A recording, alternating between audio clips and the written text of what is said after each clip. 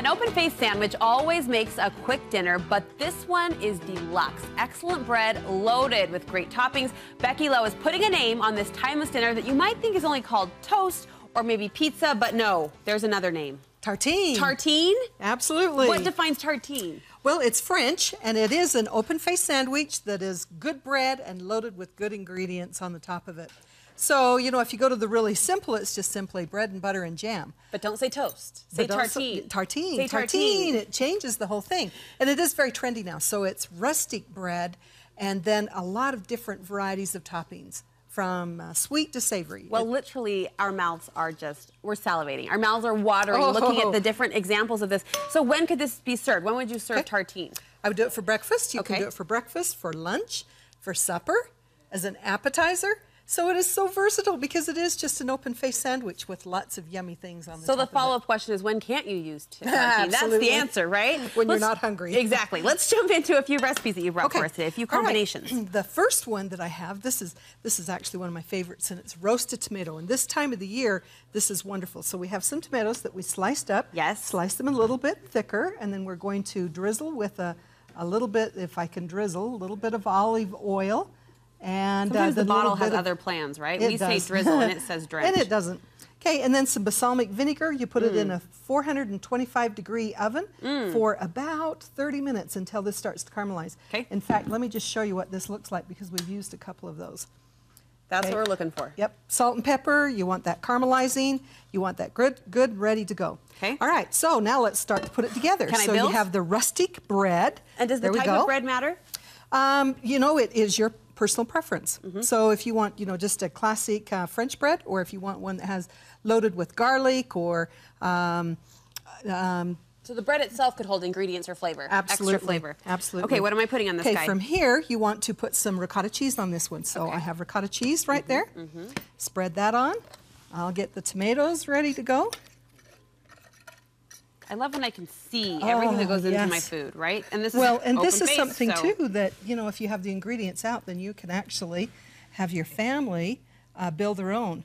Okay, and this is very nice or very fun when you add some colored tomatoes. So if you have a yellow or a tomato that you would like to add to it, put a little bit of salt and pepper on it. So there's some salt, sprinkle some salt on.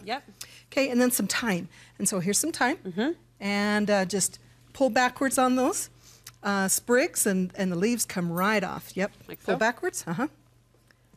That's it. That's it. Oh, Isn't that easy? Yes, and it's so pretty. Yeah, and this time of the year, cheese and tomatoes, you know, what more do you want? Yum. And because of that balsamic vinegar and that caramelizing, it is really a yummy sandwich. My mouth is just going. The juices are flowing. Okay, what's next? Okay, wilted spinach. So I have been babying this hot pan right here. Let's see if we can spatter some garlic all over. Becky's been cooking on our stove long enough. She knows never leave it alone and never trust it, right? Right. It's the worst kind of friend. Okay, so this is very easy. We're going to put some about 6 ounces of spinach in there. Okay. And, you know, when it's washed, this is pre-washed, and so you might want to put just a little bit of sprinkling of some water in it as well, and you just simply stir those until it starts to wilt. I'm sorry, but isn't it shocking every time I do it how much spinach cooks down?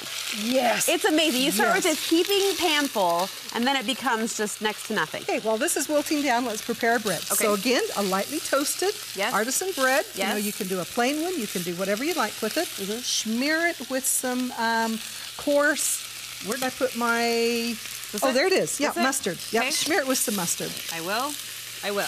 And you can see this, actually, it's starting to wilt down already. This is a Dijon mustard, right? Dijon mustard. Okay. And I like the coarse grind. It's a little bit fuller in flavor, and because we have added a little bit of garlic to this, this is just, oh my goodness, it is so good. Oh, you added garlic to the spinach? I did. Okay. I did. And you can see how quickly that wilts down. There it goes. All right, so we'll put some of this on here. Yep.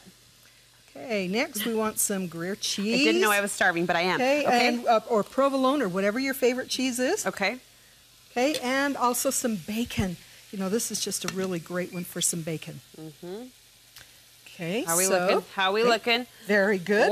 And this one actually goes into the oven just long enough until it melts, which we have an example over there. Look at this. I mean, I love tell me you aren't starving as well. Okay. Okay, next one. Let's turn that around. Let's have one more. Yeah. Okay, for this one, we'll start off with, you know, whatever you like on the bottom of it. Okay. But we're going to put some guacamole on it. Some guac. Yeah, now I just mashed up the avocados. Let me show you this little trick. Yeah. You can either just use the mashed avocados or taking, before you put that on. Oh, sorry. Let me just add a little bit on here. Is that salsa? Okay, yeah. Okay. Yeah, just salsa. Okay, so a quickie guacamole. So it turns the avocados to a quickie guacamole. Oh, that's fun. Spread that on it. Okay. And then we'll add a little bit of provolone or some Gruyere cheese or some nice cheese, whatever you like with it. Okay, and then some roasted turkey. Turkey on top. Yep. Yum. That is a sandwich. Okay, there I you have go. to show you this next one. This is kind of fun too. Okay, what?